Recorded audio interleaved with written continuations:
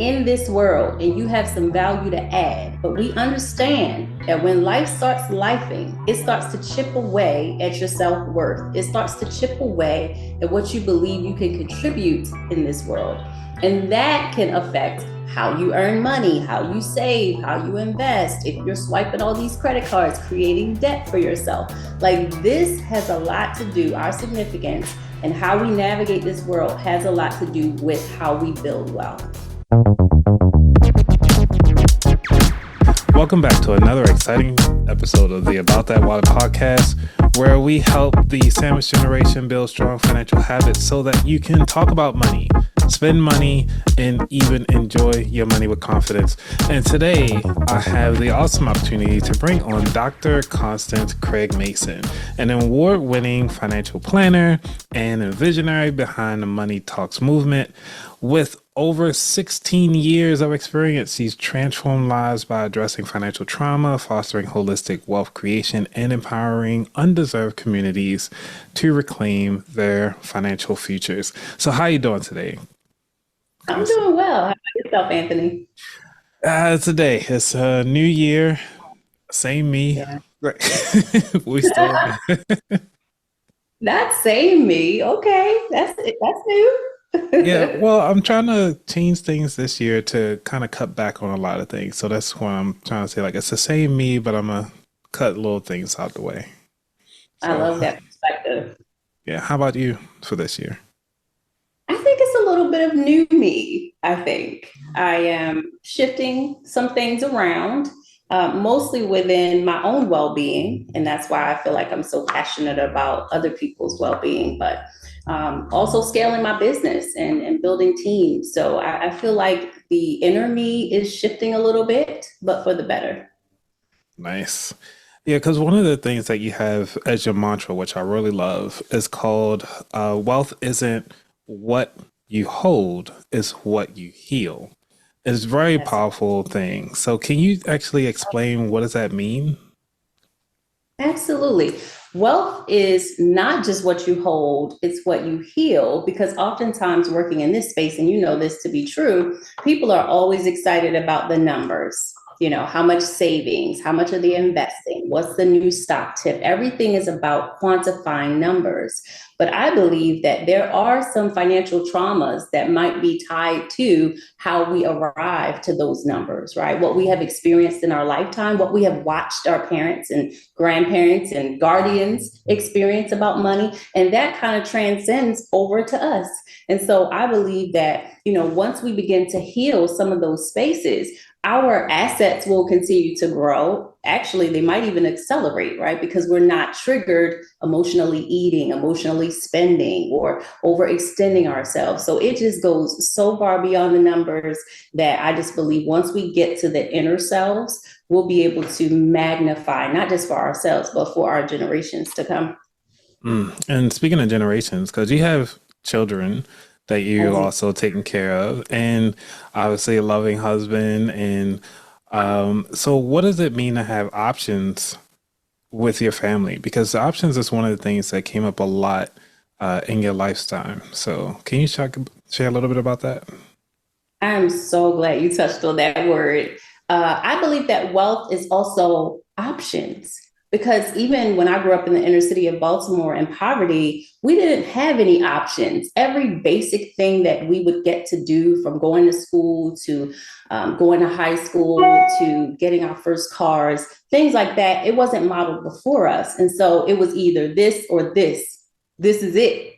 And when I started learning more about money in my young adult life, it really transcended itself to be like, hey, if you learn more about money, you could create options. So you could have a myriad of choices of cars or homes or schools that you send your kids to. So it's not just about the tangible things, it's also about what you choose to spend your time on, who you choose to spend your time with.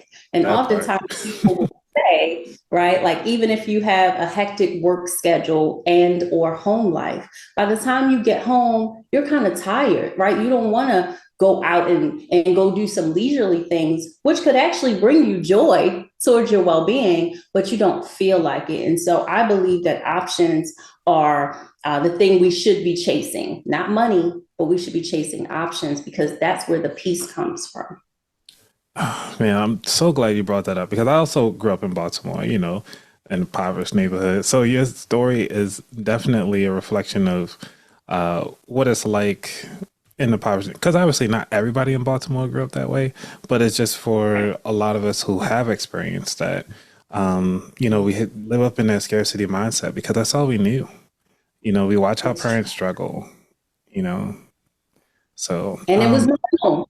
It was normal, and it shouldn't necessarily be normal, right? right. So, because you grew up in that, I know, it's almost feel like we both can resonate on that term. We know how to stretch a penny, you know? Yes, yes. Yeah. So Stretch. how did, go ahead. I was saying, stretch it, stretch the pennies. Yeah. Because one of the things that we try to do, obviously, in the financial realm, and one of the things that you're currently doing, which is breaking those cycles of financial trauma, it seems to be such a bold goal that you have going on. Can you talk about how did you change or broke through some of those traumas? It's funny, and it's one of the smaller things that most people don't even pay attention to. But when I got married at a young age, right? I got married, 7 years after. So I got married around 27 years old. And my husband's older than I am. And so I grew up in poverty. He did it. He grew up in a middle income family. And he used to try to go window shopping with me. And I would be so frustrated. I would be so frustrated. Like, why are we going and looking at things that I can't afford to buy? And it was like torture to me. But that just gave me a glimpse later on, looking back at those experiences. He was trying to, have some quality time, trying to dream and envision ourselves in a different place. And I'm just like, I don't have money for this type of car or home or, neighborhood and all this kind of stuff. And it let me know that I had a poverty mentality. And a lot of that was rooted in childhood trauma, right? Financial traumas. But I didn't know that that was a thing. I just thought that this is a waste of time. I didn't see myself as worthy of these experiences. And now, since I'm healing those things, I'm able to easily identify when it's just something that I'm triggered by and I can push past it, or if it's something that I'm still hung up on, and I need to work through it. So it often comes up when I'm talking with clients because, of course, they think I'm just going to jump right into the numbers and the Hmm. financial statements. And I'm asking them about their life. I'm asking them about what they want to do versus what they have to do. And that's a difference of mindset. It's a different way to care about your clients. And I find that I attract people who not necessarily are traumatized, but I do attract people who want more and just don't know how to get it. Yeah. So how does that work with your children now? Because though he did that with you, do you do that now with your children? I do. And I have one daughter. She's kind of like the middle child. And she has really grasped on to the whole, I got to get a handle on my finances earlier rather than later. She's watched me grow my business in terms of being a Black woman in business at a young age. And she kind of went along on that journey with me. So she's been able to see the dry moments in business. And she's been able to see me have some really successful months. And it has added to who she believes she can be and what she believes she can do with her money. Now, my boy is the youngest one. He's really starting to get into it now. He's about 24 and he's very regimented like his dad. So any type of systems, processes, and things he can put his hands on tangibly, he's with it. And then we have some older boys who, they're still trying to figure it out. I don't think they necessarily believe the things that we've been telling them. I think they're like, I'm gonna find out for myself. And I'm like, okay. But that's just Right. the point. Like, it's almost like your own village doesn't always necessarily believe the things that you're trying to say, but strangers are like, hey, give me the information and I'm ready for it. So it's just interesting how, your kids and even family and friends, they're not chomping at the bit to really take your advice per se. Yeah. Because one of the things that I noticed in your story, you are not giving up on the people that are around you. You seem like to always reach back. Do. And what is the significance of January 1st of 2009 to you? Well, actually, it was around that time and a few months past that, I had some significant medical issues that had come out of nowhere. It seemed to come around the time that I turned 40. And I was super excited about turning 40 because a lot of people had said, oh, your life's going to change. You're not going to be playing these games anymore. Like, you're going to be grown up. And I was like, I'm here for it. And so I had a young grandson on the way. My business was fine. And all of a sudden, I started having chest pains out of nowhere. And I was just like, okay, this could be anxiety, it could be GERD, as they say, it could be anything. And so it kept happening for me. At the same token, I started having some depression to come down. And I was just like, well, where is this coming from? Because again, like I said, everything seemed to be okay. But I feel like once I started trying to attack the mental health component and say, let me dig deeper to see what this is, it literally feels like a cycle of mental health affecting your physical health, affecting your mental health, affecting your physical health. And that's what was happening. I was cycling in these spaces and I was being vocal about it. I was sharing like, hey, I'm doing well in business. I don't know where this came from, but it was one of those times where you have to really sit back and assess, like, are you overextending yourself? Are you a people pleaser? A lot of these things come from childhood trauma. So you're living your life in a way that you feel like, okay, this is just how I am. But in actuality, you're just acting out your own ways of coping with things. And those things might not be a good way to cope, but it's all you know. And so at that point, I had several hundred thousands of dollars of racked up of medical tests and appointments and specialists. And they were running me through all these things to try and figure out what was going on. And they figured out some of it. But I believe the root of it was me trying to get to my most positive mental health state, because a lot of things had to be burned off. A lot of systems and processes had to be implemented in my business. I had to allow my kids to start taking on some more independence for themselves. Like, there was a lot of things that I had to do for me that was in actuality affecting my pocketbook. Because when you sit down and you're depressed or you're not fully functioning at your best, how can you go and get that next client? How can you save and invest and pay down debts and all the things that you talked about doing? It's like you have to deal with self first in order to move forward. So that was like really the start of when I started looking at the cycles that I was going through. Okay, man, that is really good, because some of the people who are actually thinking about getting into this business of, well, say if they even have a business of their own and they're doing more of the customer service aspect, and you talk beyond the dollars, more so your self-worth and self-care. What are the strategies that you would give somebody who is starting out to kind of keep their emotions in check by separating themselves from their business? It's kind of hard to separate yourself from your business in the beginning, right? Because usually when you are launching a business, whether it's service-based or product-based, it's usually based on something you really care about. And oftentimes it's tied to some type of hardship or some type of experience we've had in life. We don't want anyone else to go through that particular thing. And so you develop this service or this product to solve that particular problem, because you know firsthand how this thing plays out if you don't get those resources or that help.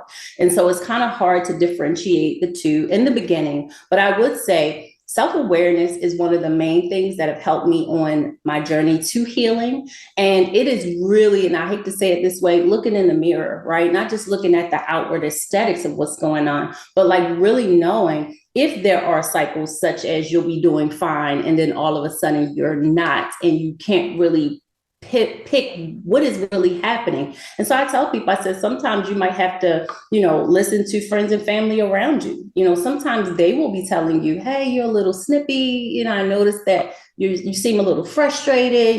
Is it me? And we don't want to look at this as someone judging us, because oftentimes there's some truth in what these people are saying. And if they really care about you, they're trying to get you to a place where you can deal with that thing and move on, right? And so that helps with your relationships with the people you care about. You're probably even able to serve better since you want to start this great business.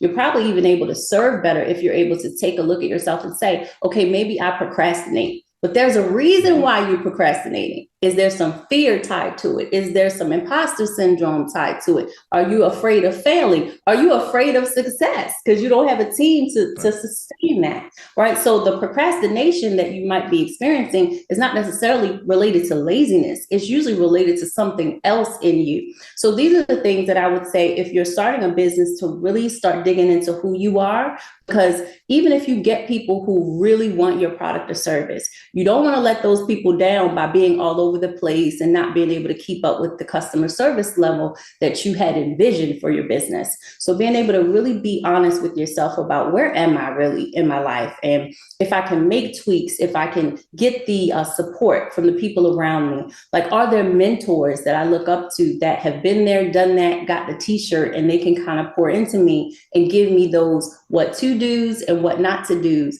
And that could kind of save you some heartache and some money and time. Oh man, I'm glad you brought up mentorship, is because one of the things that I love about your story is that you had a mentor starting out in your business. You're just super excited, bright-eyed, bushy-tailed, like, yes, I gotta make this work. Can you take us back to that moment when you decided to take that leap into starting this whole journey? It's true. I was actually just about to turn 30 at the time. And this was a young lady who was my kid's godmother. She's still in financial services to this day. And we were actually living together because, sometimes you got to pull it together and help each other out. And she had found this financial services company and she'd been watching me, Google stuff and improve my own life. And she's like, you love this stuff. You know this stuff like the back of your hand. She was like, you could make money from helping people with their finances. And I was like, I never thought about that, right? And at the time, I had a lot going on, but I was married when she finally approached me nearly 7 years later, because she stayed on me about doing this business.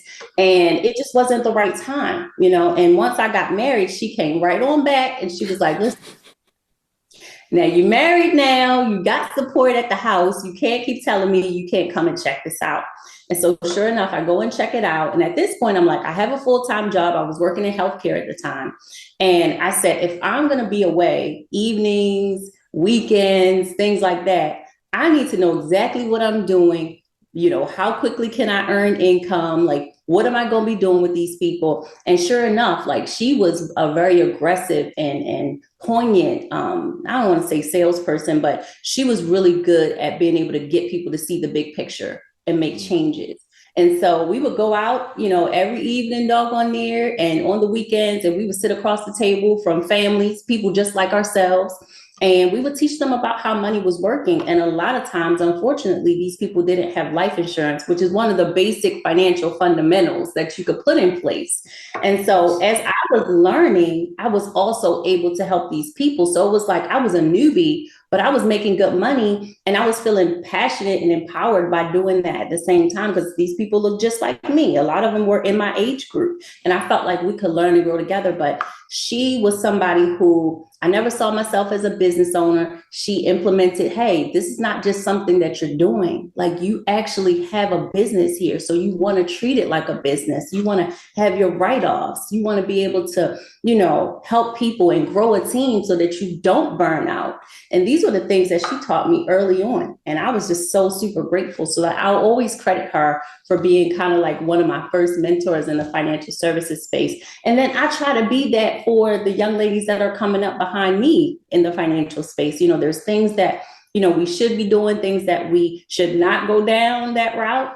And I find that people are looking for that mentorship, even if that's not what they're calling it. They're really just looking for someone to see them in the stage that they're in and help them get to the next level. Yeah. And how would somebody saying that, hey, they see what you're doing all these amazing things, what would be the proper way to approach you, to ask you to be a mentor for them? Oh, let's say I'm Ask all it over for a social friend, just saying. all over social media. So a quick DM. I will hop on a one-on-one call. I love collaborating with my peers in finance. We've done quite a few events together, book projects, you name it. So just send me a quick DM or email me and just let me know where you're at and what you're interested in doing. And if I have the time to definitely pour in, I certainly will. Yeah, and when you're talking about those collaboration spaces, I know that you used to do the in-person events at the library, and I was like, why don't most people use the library anymore? Like they so Yeah. convenient. It's so Very convenient. convenient, very affordable, right? And you have everything right there. AV equipment, plenty of tables and chairs. Like a lot of the commercial spaces that we go to host our events, conferences, or what have you, it's like you have to pay a lot of money just to be in the space. And then you have to pay to have the chairs and tables and bring the screens in. And it's just like by the time they a la carte you, you could have had it done and over with at the public library. And again, when you're starting out, you don't have a lot of money to pour into your business or to pour into an event like this, but you do need leads to be able to offer your services. And so if you're able to host it in a professional space during business hours where people know these places, most people know where their library is, you can go in there, show your expertise, show that you care, and find a way to get those leads back to you, whether it's a registration list, an evaluation form, however you need to get those leads so you can continue to build a relationship with these people that took the time to show up. Because that's part of the problem. I feel like we all want to do the best for our potential clients, but people have to be able to show up. One, not just for us, they ain't showing up for me. Like they're showing up for themselves, whether it's a free ticket or a ticket that they have paid money for. That's part of the action steps is showing up. And then once you show up, what are you learning? What can you take away from that experience? Sometimes you have to pay money for the next level, but sometimes you don't. And you just start having these conversations that are going to impact your life down the line. Yeah, and because I was actually thinking about doing an in-person event, and I was debating on should I go to a restaurant, just say like, "Hey, everybody, just show up here. I'll work hand in hand with the restaurant owner or something like that," or Mm-hmm. like, and obviously like charge people like $30 or something like that just to kind of cover the plates and so forth Right. and the venue. Or do you do at the library? Don't charge everybody. Just kind of the whole thing about it is because at the end of the day, we do need to put food on our tables too as business Right. owners. So do you look at it just like, hey, you do the library for the free one, like quarterly, just to kind of say like, hey, I'm here, I'm available. This is only a quarterly thing. As I'm thinking about like different business strategies to kind of help promote your business in real life versus doing like a podcast tour like you and I are doing now. So, what was your thoughts on trying to get started? If somebody's looking to get started, I think quarterly is a good way to go because, again, if marketed appropriately, right? We were doing a lot of word of mouth and like Facebook at the time. This was like early 2018, 2019. And, we didn't want to pay a lot of money to host the event. And I brought a lot of my financial peers to speak on panels with me during those events. And so I wanted them to have an opportunity to get in front of the room so that they could share their expertise. But then I also wanted the attendees to be in a safe space where they could have these uncomfortable conversations. They didn't even have to identify themselves as to what was their burning question, like, raise your hand and say, oh, this is what I want to know. Like they would fill out index cards upon arrival and they would write down their anonymous question. And so the cards would be color coordinated based on topic. And so now my panelists know exactly what their color code is. So when they see that card, they know it's a question for them. And then the attendees get to learn exactly what they came there for, right? They don't have to identify themselves and say, hey, I'm filing bankruptcy and I have this question. Like that question that they had, a few other people probably had in that space and was ashamed or, a bit fearful to ask it. And so when I say safe space, I'm saying, come learn and grow. Don't just get some brochures or take a couple of notes that you don't know who said what, right? You'll be able to have a face with a name so that when this is over, you can go to that person that was on the panel because you vetted them, you got a vibe from them, they answered your specific question, and now you can follow up. So I believe quarterly gives you enough leads to where you can work it and not overwhelm yourself. But then it also allows you to say, I'm not, every weekend I'm tied up doing something for business and not doing anything for self or family. Man, okay. So you get me excited about to do an in-person event because I was like, oh man, that sounds pretty cool. I don't know where to start. But we obviously can talk offline because I don't want to run the whole show about me asking my questions. By all means, it's all right. Thank you. Now, one of the things that has been coming up, at least in with my clients that I'm working with, is dealing with having the parents as they're getting older. And you Yes. mentioned earlier about life insurance, how everybody should have it. Right. When is it a good time to actually have that conversation with your parents about life insurance? About our parents getting it, or if they have it, like If they have inquiring. it or getting it, because a lot of people don't like to talk about death. We all know it's going to Right. happen. It's just a matter of when. But what do we do as the people that outlive them? What do we do? And how do we actually start having that conversation with them? Yeah, I want to make it not taboo anymore to talk about money, right? That's why we have the money talks. It's like uncomfortable conversations, but they're transformational in the aspect that we all know our parents and our grandparents or our guardians, right? We know if they are comfortable talking with us about money. Some of them are, right? They Hmm. can't wait to tell us, oh, I've done this, I've done that, or you get the house and you get the kitchen table and you get this and you get that. So it's like if it's easy to talk to them, by all means, just go ahead and say, hey, I was wondering as I'm getting older, I need to set up things for myself. What do you have in place? And it will allow them to say what they already have. And they may even say, you're the beneficiary on that, or you and your brother are, or however it works. So now that gives you the idea that you don't have to worry about taking on somebody else's burden if God forbid they would pass away, because oftentimes you're grieving, right? And that you don't know how that's going to go or how long you're going to be in that space. But then to have to abruptly stop what you're doing and take your savings to pay for parent, grandparent, something like that. And of course, heartstrings, you're going to do it.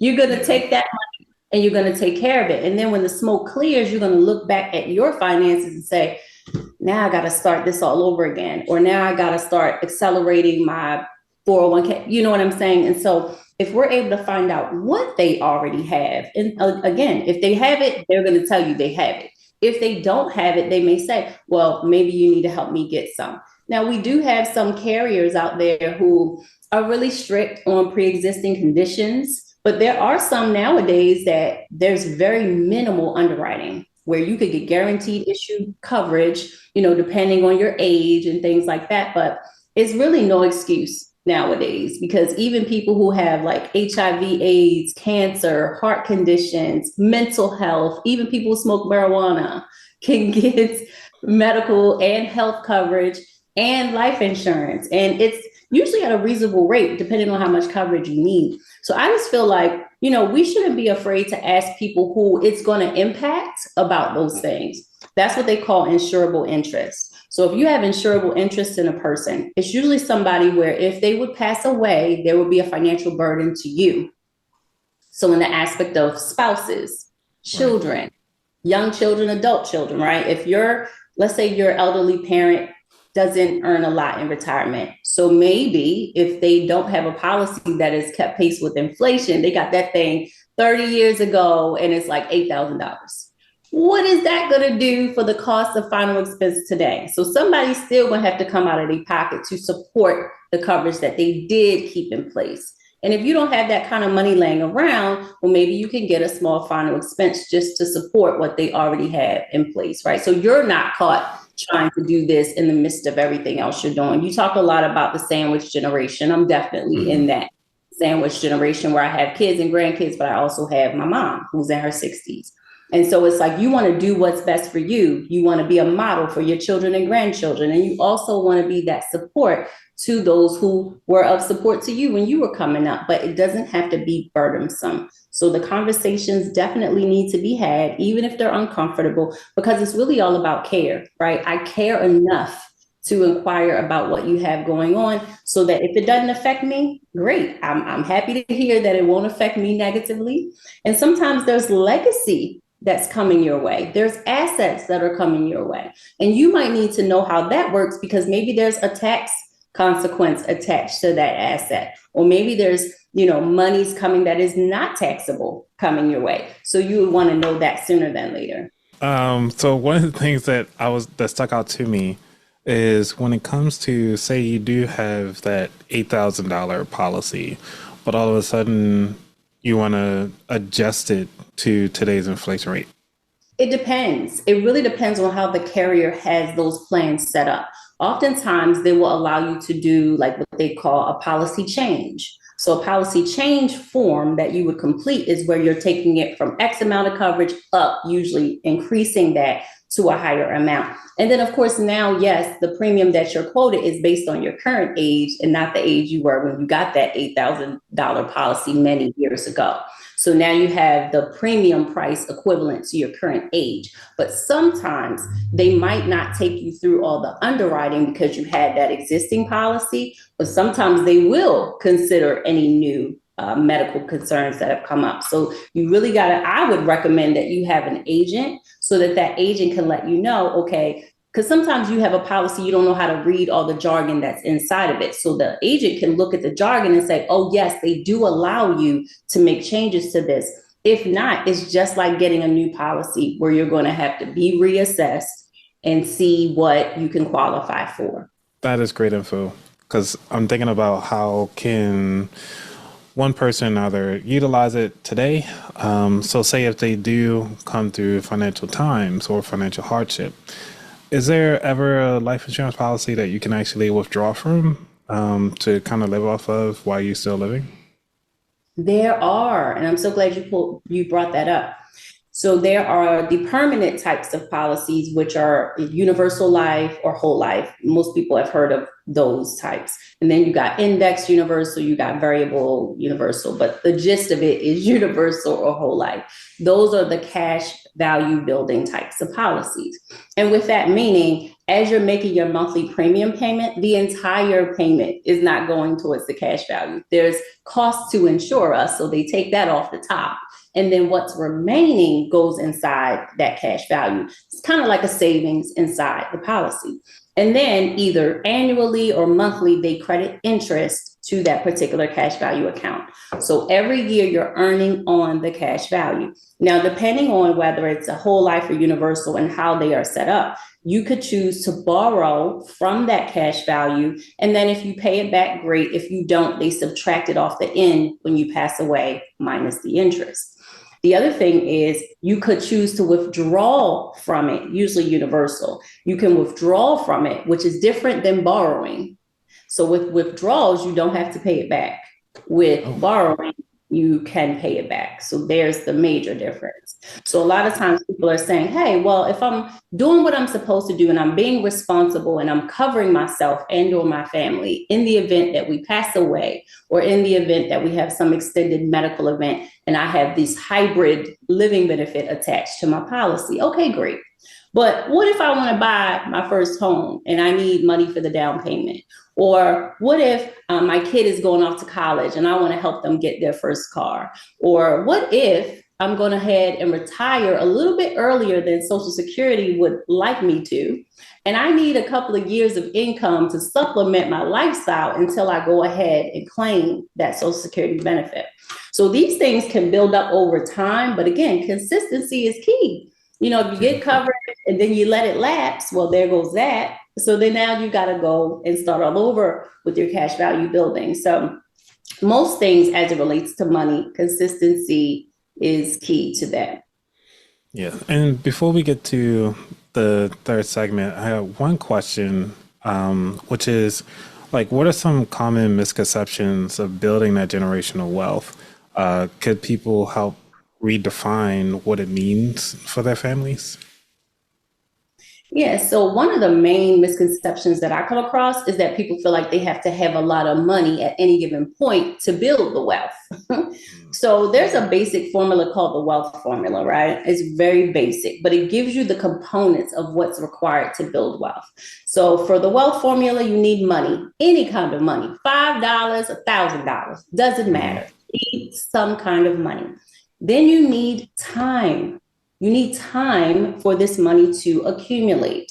Then you got to plus or minus whatever rate of return you're getting. So if you're putting your money someplace where you're getting interest, plus or minus. You put your money in the market, plus or minus, whatever the performance is.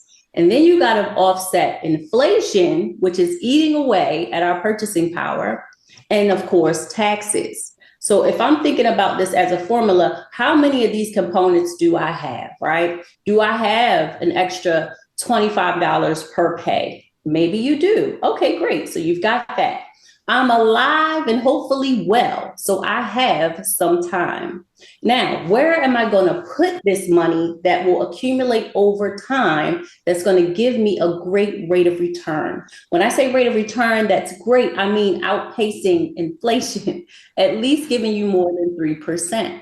So that could be high yield savings accounts if you're not ready to invest right now, but just something where you're earning a rate of return. Now, when you gain this money, you're going to have some taxes at some point, right? Whether it's income taxes, you might have capital gains taxes, depending on where you put it. You might have estate inheritance taxes, depending on if you leave it to someone else. So the point is, you've got to be consistently over time putting some amount of money somewhere where you're earning at least 3 or more percent to outpace inflation. And then eventually you're going to have some taxes to pay on that. But I tell people I'd rather pay taxes on money that I have grown than to pay taxes on money that I have just earned and didn't really see the benefit of. Does that make sense? It makes total sense to me. Paycheck to paycheck is not where it's at anymore. Like, you got to take something from that pay and start stocking it away. Now, we know the younger we are and the more consistent we are, then we'll have something called the rule of 72 that's helping us along, right? So the rule of 72 means that whatever your rate of return, you just divide that number by 72. So for example, over the last 100 years, the S&P 500 has earned about 10% on your money. So if you take 10, divide that by 72, that lets you know it would take 7.2 years for your money to double. So in 7.2 years, and I'm 45 now, how many doubling periods have I had in my own working life where every 7 years, the money that I put somewhere could have doubled at least 3 or 4 times by now? But that's what I mean. I don't have to have $50,000 to invest at one time, but I could have done $5 every week. I could have done $50 twice a month, because the rule of 72 means you're going to have that compounding of principal and interest. And knowing that I also need to have time on my side. So the people who say, I can't save, or I don't understand this investing stuff. Time is wasting away. And that is one of the biggest components of how you build wealth. I love that. I love that. Oh, man. So going into the third segment, which is the features, and it's just kind of focusing on either like yourself, your career, and even with, dealing with family. So what areas are you focusing on in improving your own life or your career? So right now, I am focusing on delegation. I am focusing on systems and processes and my well-being. Those are like the main things, because again, if I'm able to have my systems and processes in place, then I can duplicate myself in another advisor, or I can duplicate myself in an executive assistant or a director or somebody like that, and then delegate to them the things that I know that they can do so that I can focus on the things that I do, right? So I do the numbers for the people, but you can create the experience for the people, right? You can help me with the email automation. You could help me with all the other things behind the scenes that allows me and them to maintain our well-being, where nobody is maxing out every day on these things that help us and help our clients to grow. And so I started that process last year. And so I'm getting better and better, closer and closer to my optimal schedule and, being able to maximize my revenue. So when you did the book Money Talks, you actually were curating or eliciting information from other financial people and also a lot of couples during that time frame. And I had to first off say thank you for actually doing such a book like that, because I've seen it, but I've never seen it done like from the ground roots. if that makes Mm, sense. And you're the yeah, first person who was like, "Hey, everybody, I'm doing the book. What you got?" It's like that was right, the beginning. exactly. Hmm. And you continue to still do that in everything that you do. And I really wish the best for you and nothing but the best. And so, as a best-selling author and speaker, like, what are your top insights to that you hope to take away from, like, that you hope that the audience really take away from all of the work that you put in so far? Wow, that's an awesome question, Anthony. What I want people to take away from, like you said, the trilogy, all three of those Money Talks books, is that they are significant in this world, right? Whether you're married, not married, whether you're a financial expert or you're just somebody in college trying to wing it and figure it out, you are significant in this world and you have some value to add. But we understand that when life starts lifing, it starts to chip away at your self worth. It starts to chip away at what you believe you can contribute in this world. And that can affect how you earn money, how you save, how you invest. If you're swiping all these credit cards, creating debt for yourself, like this has a lot to do, our significance and how we navigate this world has a lot to do with how we build wealth. And so, whether you're on this side of it, where you're a financial expert going through things as well, because these financial coaches, advisors, insurance agents, they are all human and they go through things as well. Even though they have the knowledge, even though they have the experience, they still go through bankruptcies, they still go through divorces, they still have traumas that come up in their life that does not take away from their passion for what they do, but it is something that chips away at their self worth. And so when you're thinking about platforms that we've been able to create for other experts to share their stories authentically in a safe space, that's what I feel like I contribute to this world. I feel like I'm going to forever create safe spaces for people to share their stories, whether in my office or in a book project or at some event space where you can feel like, hey, this person hears me, this person sees me. And if I'm not happy with where I am in my life, there's somebody who could help me take my hand and help me along on this journey. And I don't have to be ashamed of it. So I feel like that's what I want people to take away from any of the projects that they may see me doing in person, virtual, in any spaces that I see you, I hear you. And if you want to make changes, somebody's going to come up alongside you and help you do that. Man, I thank you for being in this world, and I'm glad to be alive while you're alive because you're doing so many great things, and it's an honor to be in your space. I appreciate that. And likewise. Oh, thanks. Is there anything that you want to leave the audience before we dive into the final four questions? Mm. The one thing, if I could just state one thing, it would be to assess.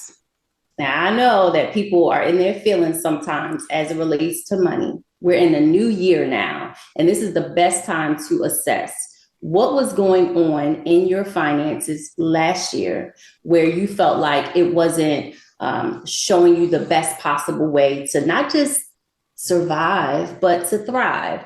And so when you're able to look back over what your income looked like, when you're able to look back over what your expenses were for last year, are those things the same for this year? Or are you able to do anything to shift that? Meaning, if you have a heavy debt load, what can you do to get that debt load down? If you find that you can't really get the debt load down with the income that you have coming in, are there ways for you to get extra income? Whether that's part-time, online, remote work, you launch something, you sell something that you have at the house that you really don't need and you're just holding on to it. Like someone will buy it, right? And there you could knock that credit card balance down. So the point I'm making with the assessment is really take a look at it and see where you were and see what it is that you would be able and willing to do for this year that will position you for joy, that will position you for gratitude, that will position you to be that go-to person come the following year when they're saying, how did you do that? Like, how did you legit get out of this debt? How did you save that first $1,000 when you were saying, hey, I just can't save? So I want assess to be the word that they take away from this conversation. So Man, all right. You like a wealth of information. I love it. So, you ready for the final four questions? I am.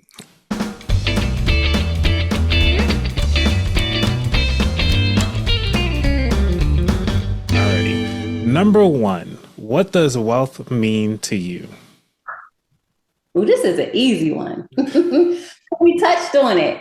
I believe wealth is creating options, however that looks for you. You know, if you want to make sure that your kids have a better way than you did when you grew up, then what do you have to implement so that they do, right? If you want to make sure that there's a name for the family that you have helped to create, right? What types of impact are you going out here and doing so that that name can mean something in the community? So I feel like creating options is very individualized, and that's what I love about it, because what I would create for me is very different than what you would create for you, but it's so significant to you, and that's what I love about it. Nice. Number two, what was your worst money mistake? That's another good one. Not getting started on my savings early enough. I feel like because now we know time is a big component of how we build wealth. It's like if you keep living in this paycheck to paycheck cycle, or there's always something traumatic happening in your life year over year, you're not able to start putting that money away. Or if you do, then you end up having to go back and grab it for that emergency or that unforeseen thing. And then that makes you feel like you're incapable of getting it done. And so I feel like in my 40s, I'm just really getting to the idea of like, yes, I can do this. And yes, I can be consistent and see results, because I feel like the impact that I'm trying to make is way bigger than me. And so it takes way more money than just enough to sustain me. So I wish that I was able to, save a little something, even if it was $5, $10, a lot sooner than I had started.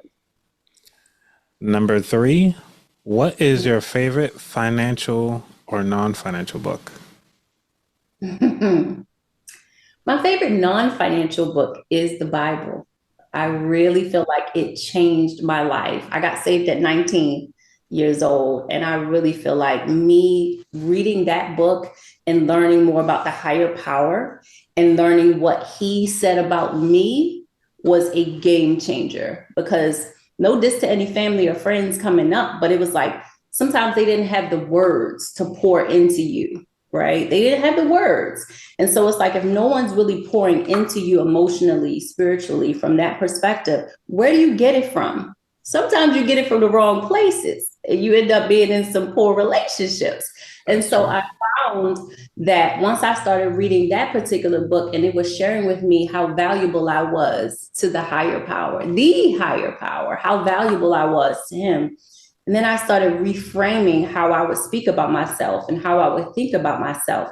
And then I would say, well, if he could do these things and he says that I could do these things, then why not do these things, whatever these things are, right? And so that's my favorite non-financial book. I mean, ironically, it has a lot about money in it, to be honest. And then I'll just plug my own book as the financial. Why not? Why not? Trilogy, the volume 3 really has a special place in my heart because it's my peers, right? It's my other financial expert peers that came together, and they did such a phenomenal job of sharing their stories, but also relevant strategy that people could use. Yes, yes. And that book was amazing, by the way. I had the digital copy. Yay! So, number four, Okay. which is what is your favorite dish to make? Oh my goodness. It sounds so simple, but it is salmon and fresh greens. I love to make some fresh greens. First of all, it's healthy for me. But it's something about when you can make it and it's not in the can. It's something about that. I had Not plenty the- of canned goods back in my day. But to be able to put your own seasonings and let it marinate and do all the little healthy meat options you could choose. And yeah, I love that. So, how do you season your salmon? I have to ask that. It depends on really what I'm going for. Sometimes we'll do a lemon pepper. Sometimes we'll do a Cajun. It's a myriad of different ways. And that's the good part because you could never get bored because change up the seasoning and it changes the whole dish. That is so true. You know, for the people who don't like to branch out to different seasonings besides salt and pepper, I mean, Yeah. try something different. Some dill, maybe. You'll be surprised. You'll be feeling like, ooh, I didn't even know that I could do this. Right. Yeah. So, Constance, this is the very last question of the show, which is where could people find out more about you? Online, I would say on all your favorite social media platforms as my name at C. Craig Mason. C. Craig Mason. All right. Love it. Love it. Love it. So, thank you so much, Constance, for taking your time and also your insights. I have to say, enough people that you all have done amazing work from the prior years to make it to this year. And even if you feel like you're failing, it's okay. You can always reset, assess from last year, and actually continue on pushing forward. You have what it takes. Dr. Constance told you where she came from the bottom to the top. Now she here. You know what I'm saying? We're going to take it to the next level. Let's go, right? Let's go. So I wish you all the best. Everybody, y'all be safe. We out. Peace.